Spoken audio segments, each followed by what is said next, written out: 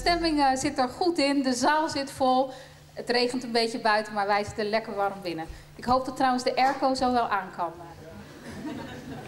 Mijn naam is Chantal Guyard. Ik ben uw dagvoorzitter, maar dan voor het ochtendgedeelte is een beetje complex. Maar ik ben dus uw ochtendvoorzitter eigenlijk. Ik leid u door deze mooie ochtend. Zelf zit ik in de Tweede Kamer voor de Partij van de Arbeid. Een aantal van u kennen mij wel, maar voor wie mij niet kent...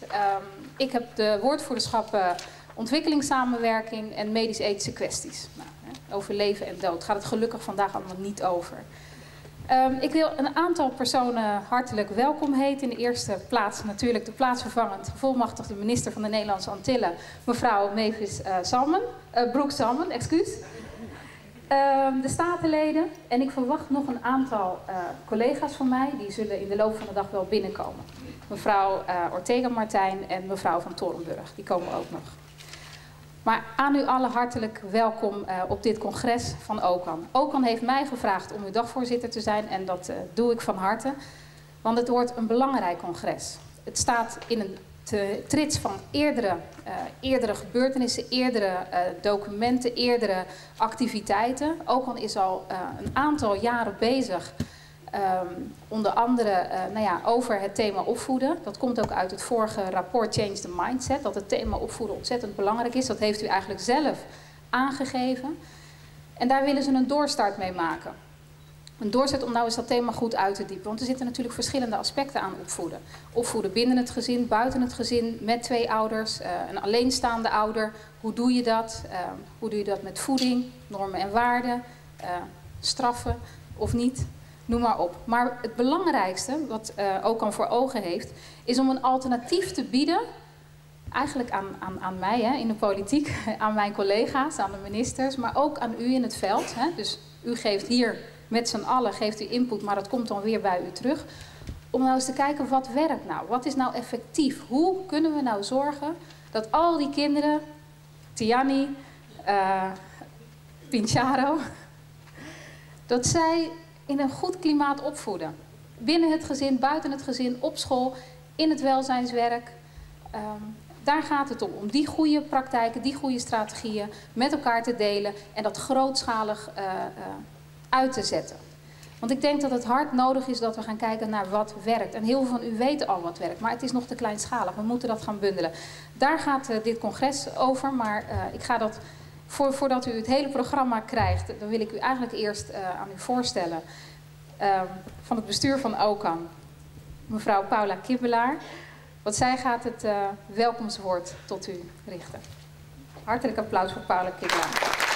Ik ben congresvoorzitter. We hebben een jaar lang ons voorbereid om dit congres te organiseren. En we hebben er ook enorm naar uitgekeken om dit met jullie samen vandaag te doen. Nogmaals, hartelijk welkom op ons congres, getiteld Opvoeding in Antilliaanse en Arubaanse gezinnen. Het thema opvoeding in Antilliaanse en Arubaanse gezinnen lijkt nog nooit zo actueel te zijn geweest. Opvoeding als maatschappelijk thema staat volop in de politieke en maatschappelijke belangstelling. Niet alleen door en van onze gemeenschap, maar ook van andere groepen in Nederland. De thuissituatie en de opvoedingsprocessen waar gezinnen doorheen gaan, hebben verstrekkende gevolgen voor het functioneren en de kansen in deze maatschappij. In maatschappijen. Het is dus volgens ons van essentieel belang dat we nagaan hoe we worden opgevoed, hoe we zijn opgevoed, welke normen en waarden centraal staan in deze opvoedingsprocessen en welke kwesties belangrijk zijn in de opvoeding die we geven en die we hebben ontvangen. Maar hoe komt het nou dat OCAN op dit idee komt? Om dit thema nu op de agenda te zetten en dit nader te onderzoeken via expertmeetings en dit congres. In de periode 2005-2007 heeft OCAN getracht te onderzoeken wat de oorzaken nu zijn van integratieproblemen waar deelgroepen Antillianen en Arubanen mee te maken krijgen in Nederland. De symptomen waren al bekend voor ons. Werkloosheid, schooluitval, criminaliteit en sociaal-economisch gebonden migratie. Volgens OCAN lag hieraan ten grondslag bijzondere armoede en sociale uitsluiting onder Antillianen en Arubanen. Armoede, zowel mentaal als sociaal als financieel. Uit diverse expertsmeetings die we hebben georganiseerd en het congres in 2005 is het rapport Change the Mindset voortgekomen. De uitkomsten in dit rapport tonen aan dat er veel aspecten zijn die van invloed zijn op de leefsituaties die meer aandacht behoeven. Ik zal ze niet allemaal nu gaan opsommen voor jullie, maar één van de 7 thema's, de eerste genoemd in het rapport, is opvoeding. Daar werden we mee geconfronteerd. Wil je echt nu preventief bezig zijn met de resultaten in de toekomst, dan begint het daar. Van een gezonde zwangerschap tot gezonde opvoeding. Gezonde voeding, opvoeden naar zelfstandigheid en verantwoordelijkheid, stabiliteit in het gezin, etc. etc. We hebben hiervoor het afgelopen jaar een 7-tal veldbezoeken afgelegd in het land en een 2-tal expertmeetings georganiseerd, waardoor we door de bezoekers en de genodigde experts meer inzicht hebben verkregen in de onderwerpen en de vraagstukken die hiermee gerelateerd zijn. En tijdens de veldbezoeken zijn er verschillende ervaringen over dit thema uitgewisseld. Het blijkt bijvoorbeeld dat migratie, het verhuizen naar Nederland, een verlies van oude waarden en nieuwe vinden betekent. Hoe ga je om met de mondigheid van je kinderen in Nederland? Werken de Antilliaanse opvoedingsstrategieën hier nog wel, waar wij mee zijn opgevoed binnen een nieuwe context? Hoe laat je oude gewoontes los, die helaas niet meer werken binnen deze context? En hoe ga je, of kan je daarmee omgaan als ouder of als familielid? Op al deze vragen en kwesties willen we met jullie discussiëren vandaag en proberen na te gaan wat die nieuwe inzichten hierover zijn of kunnen zijn. Dames en heren, dit congres is de cumulatie van al die bijeenkomsten die we het afgelopen jaar hebben georganiseerd.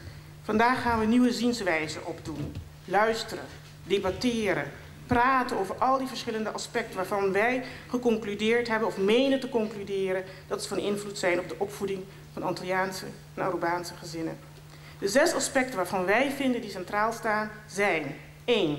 Seksuele opvoeding, seksuele voorlichting, gender, seksenverschillen, hoe worden onze meisjes en jongens opgevoed, onthechting, hechtingsproblemen, levensstijl, gezondheid, voeding, hoe gaan we ons met ons lichaam, hoe eten we, wat voor effect heeft dat op ons gestel, ouder- en vaderschap, veel aandacht voor de vrouwen en moederschap. Hoe staat het nou met de mannen? Hoe staat het nou met die vaders? Wat is hun rol?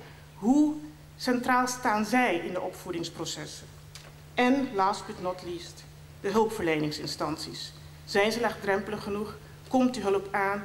Komt die hulpvraag ook aan? Wordt die begrepen?